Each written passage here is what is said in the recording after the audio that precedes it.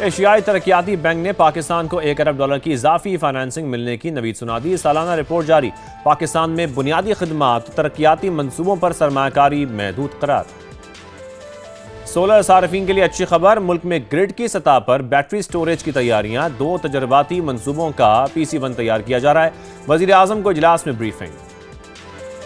और IMF की हिदायत पर तिजारती निज़ाम में बड़ी तब्दीलियां लाने का फैसला। अगले बजट में टैरिफ 10.7 से कम करके 9.5% पर लाने का इम्कान। वजारत खजाना हुकाम के मुताबिक 60 से 70 गैर जरूरी तजारती पाबंदियां खत्म की जाएंगी। जिक्र करेंगे गैर मुल्की करेंसीज का। इंटरबैंक में डॉलर की कदर में आज 1 पैसे की कमी देखी गई, जिसके बाद इसकी कीमत $278.86 पर आ गई है। फिर यूरो के हवाले से आपको बताएं, इसमें आज ₹1.39 की कमी देखी गई। फिर बरतानवी पाउंड भी ₹1.18 सस्ता हुआ है, जिसके बाद इसकी कीमत $376.11 हो गई है। गोल्ड मार्केट को देखते हैं। मुल्क में सोने की कीमत में मुसलसल चौथे रोज भी कमी हुई। फी तोला ₹5200 सस्ता हो गया है। कीमत $4,93,762 पर आ गई है। 10 ग्राम सोने की कीमत में $4400 की कमी देखी गई। इंटरनेशनल मार्केट को भी देखें तो ये $52 फी ओन सस्ता हुआ है, जिसके बाद इसकी कीमत $4714 पर आ चुकी है। आज के मौजू की तरफ आते हैं। आज के प्रोग्राम में बात होगी पेट्रोलियम लेवी से इजाफी कमाई की। दुनिया में रिलीफ, लेकिन पाकिस्तान में अवाम को बहुत तकलीफ। मशरक़ वस्ता की सूरत-ए-हाल में दुनिया के कई ममालिक ने अपने अवाम को रिलीफ देने के लिए पेट्रोलियम मसनूआत पर टैक्सों में कमी की। भारत में एक्साइज ड्यूटी कम की गई। बरतानिया में फ्यूल ड्यूटी को घटा दिया गया। अमेरिका की बात करें तो वहां भी कई रियासतों में, फिर जर्मनी में, फ्रांस में भी अवामी रिलीफ के लिए पेश वो रहे हैं। अगर पाकिस्तान को देखें तो यहां सूरत-ए-हाल दूसरे ममालिक के बरक्स नजर आती है हमें। पेट्रोल पर लेवी ₹80 से बढ़ाकर ₹160 कर दी गई। अवाम के शदीद रद्द-ए-अमल पर फैसला वापस भी लिया गया। 1.5 माह के दौरान हुकूमत ने लोगों की जेबों से ₹180 अरब इजाफी निकलवा लिए। सालाना हदफ का जायजा ले तो हुकूमत ने 12 महीने का हदफ तकरीबन 10 माह में ही हासिल कर लिया। अगर FBR की नाकिस कारकर्दगी का जिक्र करें तो वो टैक्स हदफ हासिल करने में अब तक तो नाकाम नजर आता है, लेकिन 610 अरब के बायस हुकूमत ने पेट्रोलियम लेवी बढ़ाकर टैक्स शॉर्टफॉल जो है वो पूरा करने की अपनी भरपूर कोशिश की। आज हम इसी पर बात करेंगे। हमारे साथ मौजूद होंगे माहिर इक्तिसादी उमूर फारूक सलीम साहब और ऑयल मार्केटिंग एसोसिएशन के senior vice chairman Tariq Mahmood साहब भी हमें ज्वाइन करें। लेकिन उससे पहले आपको एक रिपोर्ट दिखाते हैं, फिर डिस्कशन आगे बढ़ाते हैं। हुकूमत ने पेट्रोलियम मसनूआत पर लेवी को कमाई का जरिया बना लिया। मशरक़ वस्ता में सूरत हाल के दौरान भी इजाफी कमाई कर ली। मौजूदा बहरान में दुनिया के दीगर ममालिक में टैक्स कम करके रिलीफ दिया गया। पाकिस्तान में उल्टा हुआ। 1.5 माह के दौरान पेट्रोलियम लेवी की मद में 10-20 अरब नहीं बल्कि ₹180 अरब इजाफी कमाए गए। जुलाई से अप्रैल के वस्त तक ₹1234 अरब हासिल हुए, जो गुज़िश्ता माली साल के इसी अरसे के मुकाबले में ₹400 अरब ज्यादा है। हुकूमत ने पूरे माली साल के लिए पेट्रोलियम लेवी की वसूली का हदफ ₹1468 अरब मुकर्रर किया था, जबकि 10 माह में ही सालाना हदफ के करीब पहुंच गए। FBR की नाकिस कारकर्दगी के बाइस हुकूमत टैक्स शॉर्टफॉल पूरा करने के लिए पेट्रोलियम लेवी बढ़ाने पर मजबूर हुई। दूसरे ममालिक में मशरिक़ वस्ता की सूरत हाल के दौरान अपने अवाम को महंगाई से बचाने के लिए मुतादिद इक़दामात किए गए। भारत में पेट्रोल और डीजल की कीमतें कम रखने के लिए एक्साइज ड्यूटी की शरह को कम रखा गया। बरतानिया में फ्यूल ड्यूटी में आर्जी कमी की गई। अमेरिका में कई रियासतों ने आर्जी तौर पर गैस टैक्स को कम या मुअत्तल किया। जर्मनी में टैक्स को कम किया गया। फ्रांस में सार्फिन को फ्यूल पर सब्सिडी दी गई। इटली, स्पेन, जनूबी कोरिया समेत मजीद कई ममालिक में भी पेट्रोलियम मसनूआत सस्ती रखने के लिए ऐसे ही इक़दामात किए गए। ये रिपोर्ट आपने देखी है। हमारे मेहमान भी हमें ज्वाइन कर चुके हैं। फारूक सलीम साहब, पहले मैं आपकी जानिब आऊँगा। फारूक साहब, आगाज़ में यहाँ से करता हूँ क्योंकि आपने एक आर्टिकल भी लिखा है कि डिप्लोमेसी मस्ट पे, और उसमें जिस तरह आपने जो सारी बातें की हैं, मैं चाह रहा हूँ कि शुरू में हम इस पर आपसे कमेंट ले लें। जो ओवरऑल इस वक्त पाकिस्तान की सूरत हाल है, जिस तरीके से हम जो इकनॉमिक कंडीशन है हमारी, वो जिस तरीके से आगे बढ़ रही हैं, उसमें हम कहाँ खड़े हैं? क्योंकि उसमें आपने सही कहा है कि इस वक्त हम अपॉर्चुनिटीज़ लैक नहीं कर रहे हैं, हम सिस्टम ही लैक कर रहे हैं। सबसे पहले आप इस पर कमेंट कीजिएगा। जी, पाकिस्तान की तारीख में इस वक्त जो पाकिस्तान का सफारतकारी के हवाले से जो पेडिस्टल है, वो इतनी बुलंदी पे मैंने पहले कभी नहीं देखा। 80 साल की तारीख देख लीजिए। इस वक्त पाकिस्तान वाहिद ऐसा मुल्क है उनमें से जो कि 193 ममालिक यूनाइटेड नेशंस के मेंबर हैं, जिसके ईरान के साथ भी अच्छे ताल्लुकात हैं, जिसके अमेरिका के साथ भी अच्छे ताल्लुकात हैं, जिसका चीन के साथ भी अच्छे ताल्लुकात हैं, जिसके रशिया के साथ भी अच्छे ताल्लुकात हैं। और वाहिद मुल्क है जो पूरी दुनिया को आप समझिए कि तीसरी जंग अजीम से पाकिस्तान ने पूरी दुनिया भर को बचा लिया है। इसमें सोचने की बात यह है जिसको हम कहते हैं कि मोनेटाइजेशन ऑफ स्ट्रेटेजिक रेलेवेंस, यानी कि स्ट्रेटेजिकली रेलेवेंट तो पाकिस्तान हो गया, बहुत मकबूल हो गया, हर स्क्रीन पे पाकिस्तान नज़र आता है, लेकिन स्क्रीन से जो है वो हमारे इंपोर्ट का बिल पूरा नहीं होता। अब अनफॉर्चुनेटली पाकिस्तान 30-32 अरब डॉलर से एक्सपोर्ट ज़्यादा नहीं कर पाते और इंपोर्ट हम कर डालते हैं कोई 55-60 अरब डॉलर। वो जो डिफरेंशियल है उसका जो पूरा करना है, जो हमारे डेट सर्विसिंग है उसका जो पूरा करना है, इस किस्म के जो मोमेंट्स आते हैं रियासतों की तारीख में वो कभी कभार आते हैं कि आपने सारी दुनिया को गिरने से बचा लिया है, सारी दुनिया की अटेंशन आपके ऊपर है, सारी दुनिया की स्क्रीन्स जो हैं वो आपके ऊपर है। हमें ग्लोबल इकोनॉमीज को बचा लिया पाकिस्तान ने फारूक साहब। जी, मैंने कहा ग्लोबल इकोनॉमीज को पाकिस्तान ने बचा लिया इस तरह की डिप्लोमेसी से। तो इसमें हमने सोचना यह है कि ये जो हमारा बचाने का जो अमल है, हमारा जो स्ट्रेटेजिक रेलेवेंस है, हमारा जो टेलीविजन स्क्रीन में मकबूलियत है, इसको हमने अपनी माली स्टेबिलिटी के लिए, इस्तेहकाम के लिए किस तरह जो है वो इस्तेमाल करना है। इसके लिए मैं समझता हूँ कि कोई हमें फॉर्मल किस्म के जो फॉर्मल किस्म का इंफ्रास्ट्रक्चर है, फॉर्मल किस्म की मशीनरी है, ये एड हॉक बेसिस के ऊपर नहीं होना चाहिए जैसे कि अभी हो रहा है। अबू धाबी ने हमसे 3.5 अरब डॉलर मांग लिए, हमने उसको रिप्लेस कर लिया, कुछ यूरो बॉन्ड से रेज कर लिए, कुछ सऊदी अरेबिया से रेज कर लिए। ये एड हॉक तरीका है, इसका कोई ठोस तरीका इंस्टीट्यूशनलाइज जो है वो पाकिस्तान के अंदर होना चाहिए। जैसे आपने शुरू में कहा कि मौके पाकिस्तान को बहुत सारे मिलते आए हैं, लेकिन उन मौकों को हम इंस्टीट्यूशनलाइज फॉर्म में तब्दील नहीं कर पाते। बिल्कुल बिल्कुल आप सही फरमा रहे हैं, अपॉर्चुनिटी से हमें फ़ायदा उठाने की ज़रूरत है। आप आज के मौजू की तरफ भी आते हैं। फारूक साहब पहले आप ही कमेंट कीजिएगा, फिर मैं तारिक साहब की तरफ जाऊंगा। जो हालिया आदाद-ओ-शुमार हम देख रहे हैं वो तशवीशनाक तस्वीर एक पेश कर रहे हैं। अब मशरक़ वस्ता की सूरत हाल के दौरान हमने देखा कि 1.5 माह का ही अगर हम जायज़ा ले लें तो हुकूमत ने पेट्रोलियम लेवी से तकरीबन 180 अरब रुपये इजाफी कमाए हैं। क्या कहा जाए कि पेट्रोलियम लेवी अब महज सिर्फ एक टैक्स नहीं है, बल्कि अब हुकूमत कोशिश करती है कि अपने सारे हदफ इसी से पूरे किए जाएँ।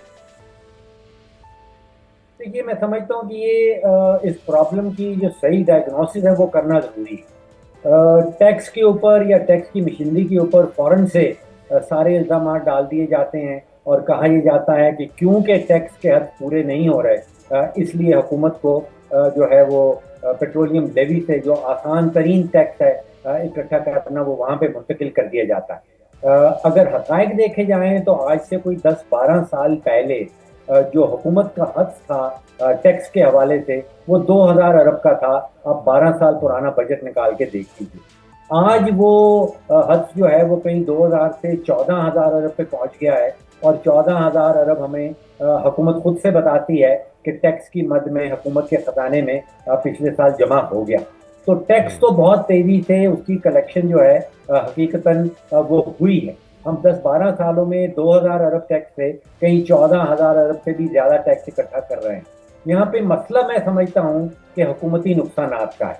2,500-3 हज़ार अरब का बिजली के अंदर नुकसान कर देते हैं, 2,500-3 हज़ार अरब का गैस के सेक्टर के अंदर नुकसान कर देते हैं।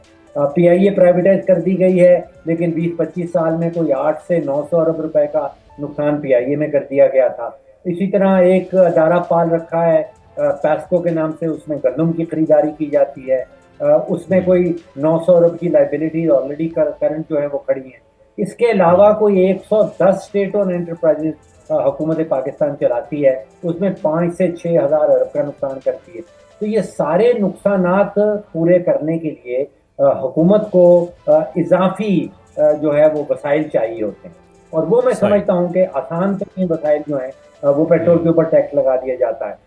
ये सोचे समझे बगैर कि अगर तेल की कीमत बढ़ेगी तो मुल्क में जो है वो रेट ऑफ इन्फ्लेशन बढ़ जाता है। रेट ऑफ इन्फ्लेशन बढ़ता है तो सेंट्रल बैंक है, स्टेट बैंक, वो शरह सूद नीचे नहीं कर सकता। शरह सूद नीचे नहीं कर सकता तो उसका मतलब ये है कि हमारा मईशत का पहिया जो है बिल्कुल स्लो डाउन हो जाए। ओवरऑल जो उसका इम्पैक्ट है वो इन तमाम चीज़ों पर आता है। बिल्कुल सही फरमा रहे हैं तारिक महमूद साहब। मैं आपकी तरफ आऊँगा। तारिक साहब, जैसा कि हम ये बात कर भी रहे हैं, दुनिया में हम अगर देखें तो दीगर ममालिक अपने अवाम को महंगाई से बचाने की कोशिश कर रहे हैं। जब मशरक़ वस्ता की हमने सूरत हाल ऐसी बनती देखी, उन्होंने पेट्रोलियम मसनूआत की जो मसनूआत हैं उसको सस्ती रखने के लिए टैक्सों में कमी की। ये सब हम देख रहे हैं, लेकिन पाकिस्तान में हमें ऐसा दिखाई नहीं दिया। लेकिन आपको लगता है कि मशरक़ वस्ता की सूरत हाल में सिचुएशन ऐसी थी कि पाकिस्तान के लिए लेवी बढ़ाना नागुज़ीर था, या ऐसा नहीं था? सर, पाकिस्तान के लिए लेवी बढ़ाना नागुज़ीर तो इसलिए हो गया था कि प्राइस जब बढ़ाई अचानक से 55 रुपए के, जिसकी वजह से स्टॉक जो लोग कर लेते हैं वो स्टॉक बाहर आ जाएगा। लेकिन जब प्राइस बढ़ाई गई तो उसमें लेवी जो थी 84 रुपीज़ थी पेट्रोल पे, उसको 105 रुपये कर दिया गया। 7 और 13 मार्च से स्टार्ट हुआ। वो 7 मार्च से लेके 4 अप्रैल वाला जो वीक है उस वक्त तक 105 रुपये रहा, जो पीक आवर्स पीक डेज थे। उसके बाद जाके इन्होंने 80 रुपये कर दिया है, लेकिन प्राइस इन्होंने इतनी बढ़ा दी कि जो अब आवाम के उससे बर्दाश्त से बाहर थी। लेकिन इन्होंने फिर पेट्रोलियम इस पे सब्सिडी दे के इसको मसला हल करने की कोशिश की, क्योंकि काफ़ी शोर पड़ गया था। लेकिन उसमें भी इन्होंने कुर्बानी का बकरा अभी OMCs को बनाया है, क्योंकि OMC से इन्वेस्टमेंट कराई है, उनसे पैसे लिए हैं। तकरीबन 129 अरब OMCs का अब स्टक हो गया है कि वो पहले तो ये होता था मिनिस्ट्री के पास जाता था, मिनिस्ट्री उसको अपने डिपार्टमेंट से वेरीफाई करा के इनको देती थी। लेकिन अब इन्होंने कोई मैकेनिज्म चेंज किया तो वो पैसे भी नहीं दे पा रहे, तो बेसिकली इन्होंने फंड कर लिया उसको OMC से। तो जो पेट्रोलियम लेवी बढ़ाई है उस वो लेवी, अगर इनके टारगेट पुराने सेट हुए थे एक स्पेसिफिक पेट्रोलियम लेवी पे, तो फिर अगली पेट्रोलियम लेवी तो नहीं बढ़ानी चाहिए थी। तो उस पेट्रोलियम लेवी बढ़ाने से लाजमी बात है प्राइस का इम्पैक्ट भी आया, कंज्यूमर को भी आया। अब चूंकि वो ख़त्म हो गया है सब्सिडी, लेकिन पेट्रोलियम लेवी फिर भी वही चल रही है। तो अपने टारगेट को अचीव करने के लिए ये तो ज़रूर कर रहे हैं, लेकिन दरमियान में बढ़ाने से क्या बेनिफिट मिला इनको? मेरा नहीं ख्याल कि कोई इस तरह का बेनिफिट इनको मिलना चाहिए। दूसरा ये है कि प्राइस इन्होंने जो पेट्रोल डीजल किया है उसका मैकेनिज्म टोटली चेंज कर दिया। पहले चलता था 15 दिन का एवरेज चलता था, फिर 7 डेज़ का एवरेज चला, फिर उन्होंने 7 डेज़ का मिनिमम बेंचमार्क पकड़ लिया। अब उस मिनिमम बेंचमार्क से जितनी भी ऑयल मार्केटिंग कंपनी है, जितनी रिफाइनरीज हैं, क्या उनको फ़ायदा हुआ? सबको नुकसान हो रहा है। अब क्या होगा कि आहिस्ता आहिस्ता अपनी इंपोर्ट कम करेंगे, या नो डाउट कि बड़ी सख्ती है कि जी अपने फ्यूल स्टेशन ड्राई ना हो, तो उस पर भी इनकी कोशिश ये है कि किसी तरीके से अपने आप को ये हम नुकसान कर लें और गवर्नमेंट का नुकसान ना हो। तो ये पेट्रोलियम लेवी फिर वहीं की वहीं वापस आ गई, और प्राइस भी इतनी ज़्यादा है जिसकी वजह से टैक्स की कलेक्शन में इनका कोई फ़र्क नहीं आया, बल्कि ज़्यादा हो गया है। अब अगर इनके टारगेट समहाउ अचीव नहीं हुए तो फिर इस पे तो नहीं डालना चाहिए था इनको। बिल्कुल ऐसा ही है, बिल्कुल सही है। फारूक साहब, यहाँ पर एक पॉइंट क्योंकि मुझे याद आ रहा है, मैं चाह रहा हूँ उसको भी मैं ऐड कर लूँ। 1961 के कानून की अगर हम बात करें, आई थिंक 2015 में ये हुआ था कि जो 5वां शेड्यूल था वो सदारती ऑर्डिनेंस से निकाल दिया गया था, सॉरी 2025 में। और उसके बाद जो कीमत मुकर्रर की जाती थी, उसका जो कैप होता था वो ख़त्म कर दिया गया। यानी कि अब हुकूमत के पास ये इख्तियार है कि वो लेवी जितना मर्जी चाहे वो बढ़ाया जा सकता है, उसकी कोई हद ही नहीं है। मेरे ज़हन में बहुत ही बुनियादी सा जवाब है इस सवाल का कि हुकूमत पाकिस्तान जो है वो हुक्मरानी करने की बजाय वो तेल खरीदती है, वो बिजली खरीदती है, वो गन्ने की कीमत फिक्स करती है, वो गंदम की कीमत फिक्स करती है। यानी कि इसमें हुकूमत का क्या काम है कि वो तेल का कारोबार करती है, कि वो तेल की कीमत फिक्स करती है। मुझे बताइए कि दुनिया में कौन सा ऐसा मुल्क है जहाँ पे वज़ीर आज़म साहब उस मुल्क के खुद से टेलीविजन पे आके ये बताते हैं कि आज ये पेट्रोल और डीजल की कीमत ये होगी। Let the private sector do it.